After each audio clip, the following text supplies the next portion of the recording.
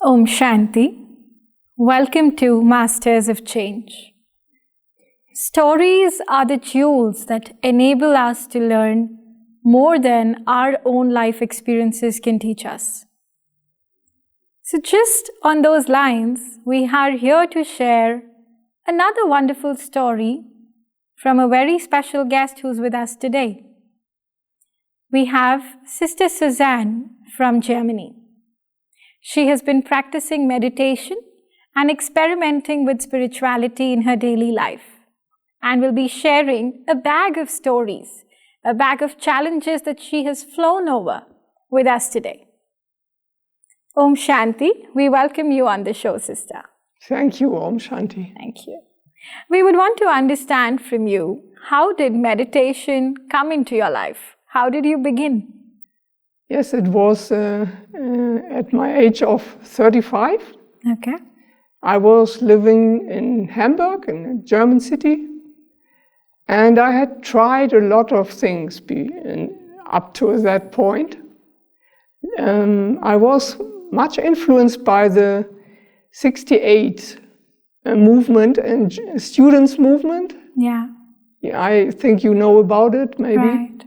And after that, there came a lot of experiences or experiments how to lead a different life, a better life. And so, for example, I lived for a long time in a big group with people, together with 40 people and so on. We tried to give up our personal belongings and so to share everything with everybody. Okay. Yes, I did that for 8 years.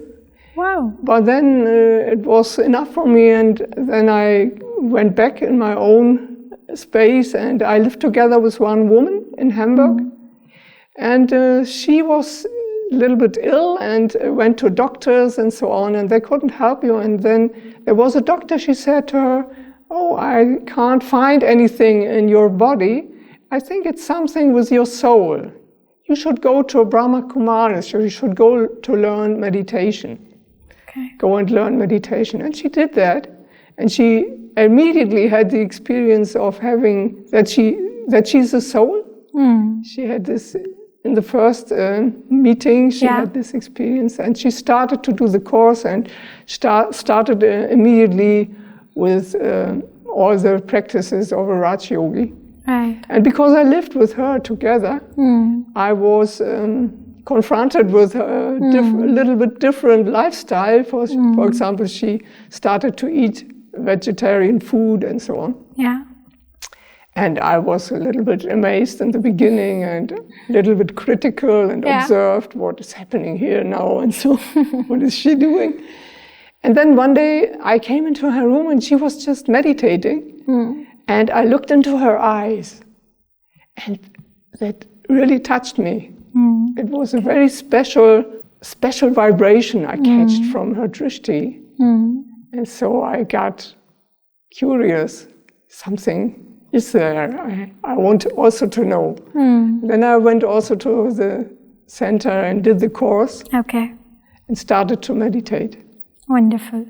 So you followed your friend. You did the course. Yeah. While doing the course, did you have some questions? Did you challenge the knowledge? Yes, I was very critical. It took quite a long time. Okay. Yes. And were you able to find all answers to your questions? Yes, I think so. It took some time.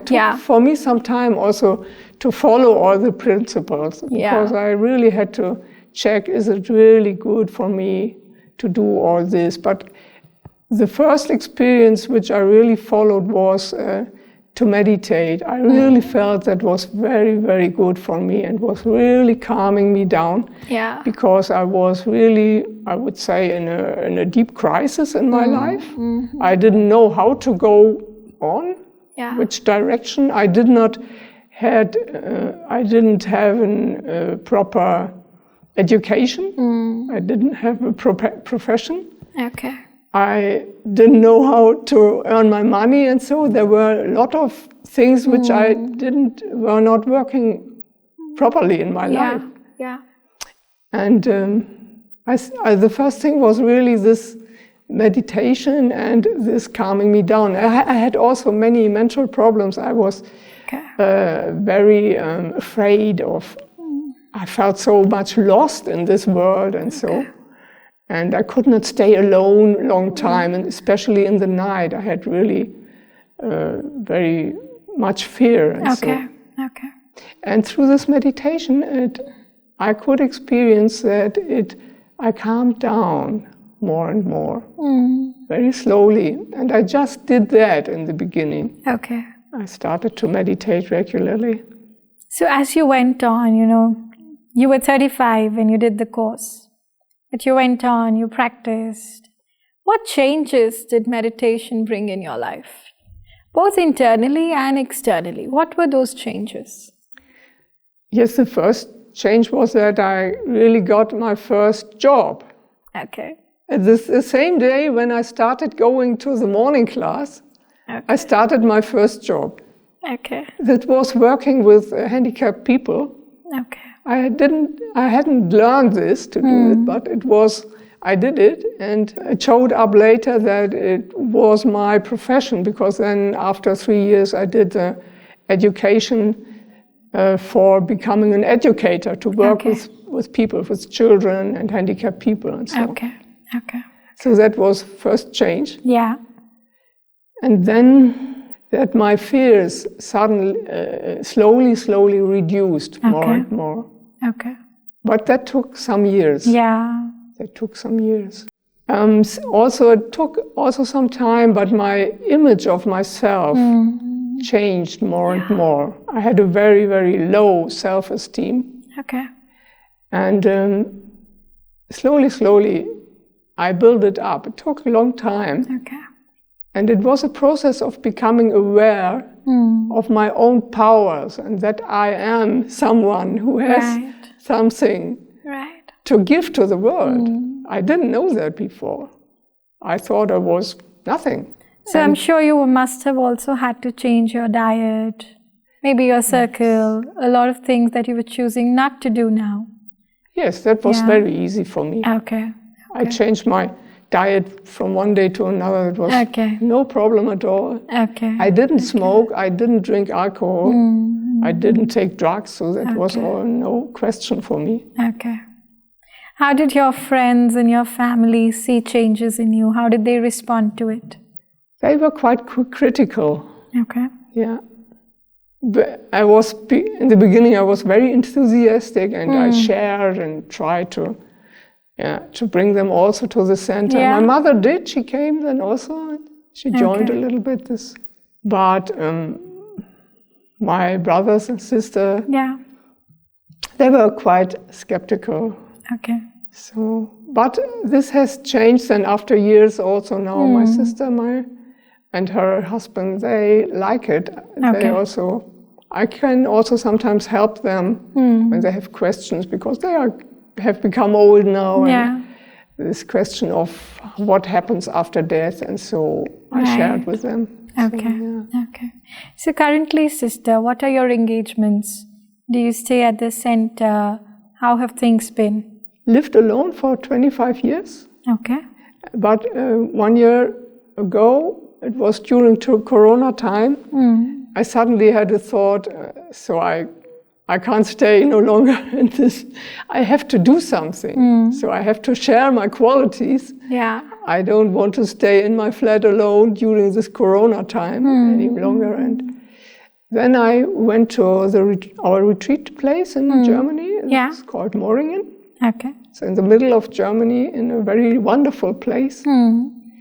And the cook was not there, so I said, I can do the cooking for 3 weeks, and he should come back. But then he didn't come back. So I stayed longer and longer, and then I had the experience, it's very nice to be here. It's so good. I have much more power. So because when you do this power in godly service, then you get a lot of power. Indeed. So I enjoyed, and so I stayed. And how was the change, shifting from your flat where you were living alone to now shifting into the retreat center where there were so many people? I'm sure you enjoyed the change, but There are always highs and lows to every change. Yes, it was also very challenging. It is still very challenging to... How did you maneuver through that? I would say it's still in a process, and I'm not through with that process. Yes, but Baba gives a lot of help. Also, during my time here in Madhuban, I got a lot of new ideas. Yeah. How to come together in a group and to harmonize in a group. That's very important. Wonderful. And to learn to listen to others deeply and properly. That's something very special, I think, when you live together with other people. Since you've been meditating for so long, I think it would be right to ask you now, what are the greatest benefits or, the sweetest fruits that you have reaped from meditation? A deep inner security that I know who I am. Yeah. I didn't have that before. I really felt lost in this world. And I know, okay, my stage sometimes is shaking, but it always comes back to I am Baba's child, I'm the child of God, and I'm really in his lab and he's protecting me, and that feels so good. Indeed. Yes, and also to become aware of my own powers and specialities, and that I have a lot to give, and every soul has, so everyone has. Yeah. How old were you when you did the course? 35. 35. Okay. So if I have to tell you that, you rewind a bit more, would you want to do this at a much earlier stage in life? Yes. Yeah? Yes. Would you encourage the youth of today to do it? You could avoid a lot of pain, I think. Yeah. All these topic with relationships and so on. It was very painful for me. Yeah. I would not do it again if I could choose. So would you have a message for our viewers to tell them why they should really get into meditation? Because of the joy you find in yourself. Yeah. And the power. There's a lot of power hidden in ourselves, hidden in the soul. Yes, and the relationship with God is unique. The love God can give you can never find in a relationship with human beings. It's impossible. Why do you think that, the relationship that we have as humans and the relationship that we have with the Supreme Soul or the Almighty, the higher power, how is it different? Because God has no needs and he has no ego. He doesn't need anything. So he just gives and gives and gives. Yeah. And he can adjust to everything I ask him, or every problem I have, or any question. And he can give me everything what I need. So he's completely there for me. So and I can't expect that from human beings. Yeah. So do you think if our viewers and myself, if we begin to practice meditation and build this connection with the higher power, wherein we know who we are, who God is, and what do we get from him? Do you think having this relationship can really impact our other relationships? Our expectation, that need for love, that need for care, appreciation from others will sort of reduce if this connection really strengthens? Yes, of course. Of course. Because then you are no more needy. So then you can start to give in a human relationship. And that's very much necessary, because all human souls are needy nowadays. They need anything. They need love, they need respect, and so. But who will give them? So amongst those who need so much, if I can be a giver, it's always an addition, a contribution to the world. Yes. wonderfully shared, sister. I think that's a very different perspective to have. It's not just for our own benefit, but for the benefit of all other people around us. Yes. So just by doing meditation or, having that connection, not even doing any external service, any extra hard work, some physical labor, I can still contribute. Yes. Wow. You no need to say anything. Just the presence of somebody who's a meditator and who has a connection with God radiates some positive vibration into the world, and others feel that. That is so good to understand. Yeah. How do you meditate, sister? What is the process that you follow? Mostly I first, not always, but often I connect first with my body. I feel my body. Okay. Because especially in the West, I don't know about India, but we are often like disconnected with our body, which is not good, in a not healthy way, Okay. So the first thing is I feel my body, and then I have the feeling. So the soul sit here in the middle of my body, in the middle of the forehead. And I can let go my body now. It can take rest. I just let it be here. And then I start concentrating on my soul, on the soul, that I am the soul. And the last time I go more and more into the depths of how the soul really is. Okay. So first we think, it's a point of light and so, but it's mostly very gross. Yeah. In fact, the soul is so subtle, so subtle that it's a very subtle vibration. And to catch this vibration, this is a process. And it's so very small and such a tiny point of light, so subtle.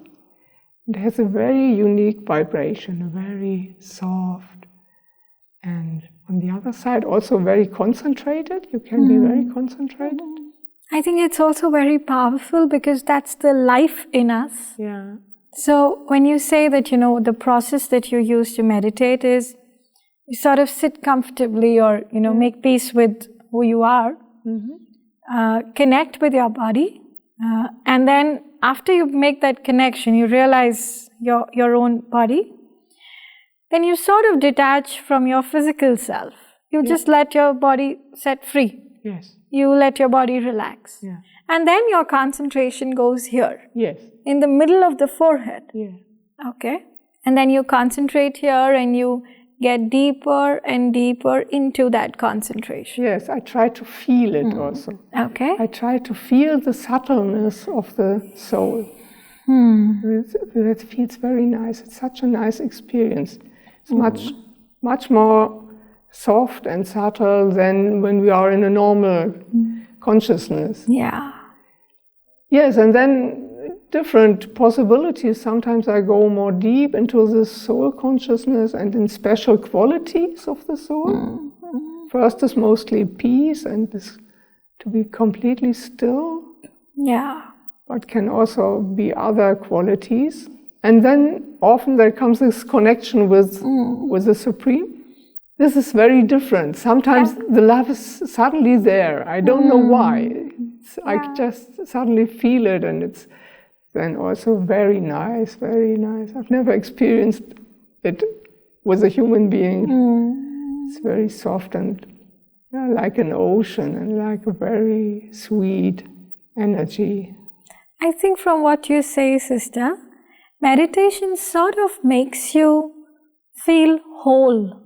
I mean, you feel full. Yeah.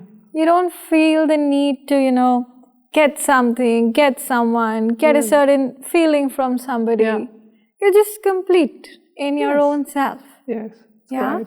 In a way, contented. Yes. Content. Yes. Yeah. Yes.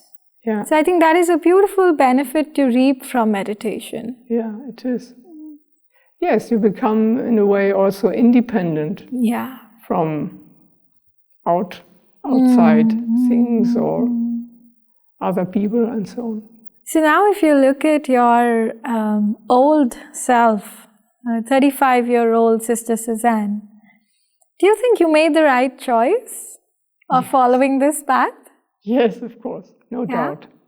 No doubt. I was completely different. I would have never been able to speak like this today. I mean, it's still challenging for me, but I take now more risks. Yeah.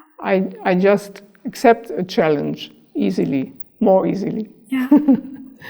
Sister, since, we call this series Masters of Change, and, you have completely transformed yourself. When you say that you look at your old self when you were 35 to now, there is a great amount of change in you. Yes. So since you worked on yourself so deeply, you've transformed yourself internally, we would want to get some advice from you as to how do you look at change? What is change for you? And how do we bring about good changes in our life? This courage to do a step out of your comfort zone. Yeah. Mostly we live in a certain environment and so where we feel comfortable with and so, and then mostly no more change happens. And yes, it's really good to be open again and again to do a step further. Yeah. And even if it is in the first time it's a little bit uncomfortable, because you have to learn new things, you have to develop new qualities and so on. But I think that's the way of growing. Right. There is no other way. So you say that, if we want to embrace any change in our lives, then probably the right way is to be ready to step out of our comfort zone, to take that first step. Yes. And do you think, sister, that, when you take that first step, it sort of opens up new avenues for you? The ladder starts showing? Yes.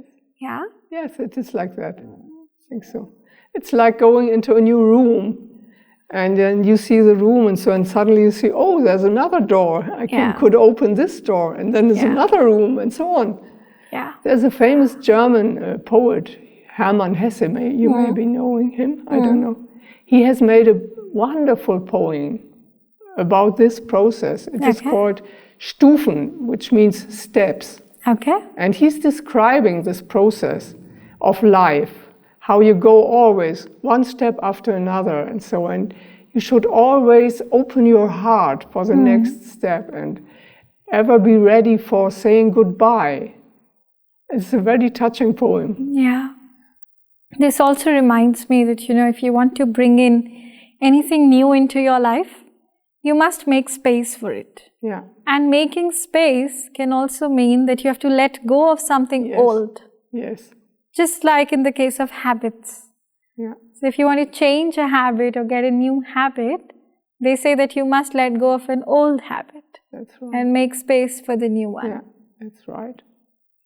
That's maybe sometimes not so easy. Yes, it is not. But I feel in my case, Baba really was very tricky with me. He just said, oh, you come for 3 weeks, for example, to this retreat place. Yeah. Then I stayed longer and longer, and then things developed, and there was somebody who wanted to take my flat in Berlin. Okay. And then I suddenly got a new flat in the new place, and so it came. Everything was like prepared, and this can also show up then when you do the first step. Yeah. Just the way Steve Jobs says that when you move forward, you cannot connect the dots. But you can only connect the dots looking backwards. Yeah, that's right. Wonderful. Thank you so much, sister, for being with us today. Om Shanti. Om Shanti. Thank you. Thank you. Thanks to all our viewers for listening to us, and to Sister Suzanne, who's shared beautiful learnings from her life. She says that the readiness to step out of your comfort zone, to say yes to newer things, to newer habits, to newer changes, will actually help you see the real pathway to a beautiful life. She's also shared with us the various benefits of meditation that she has reaped. To start with, she's gained a great self-esteem, which she probably didn't have earlier. She has strengthened belief systems that love is something that we create for ourselves, and not something that we take from others. She has become a giver of love, of care, of appreciation. And I think, viewers, you and I must also get on this path as soon as we can, because we don't want to continue to be takers only. We want to be givers in this world. Thank you for being with us. Om Shanti.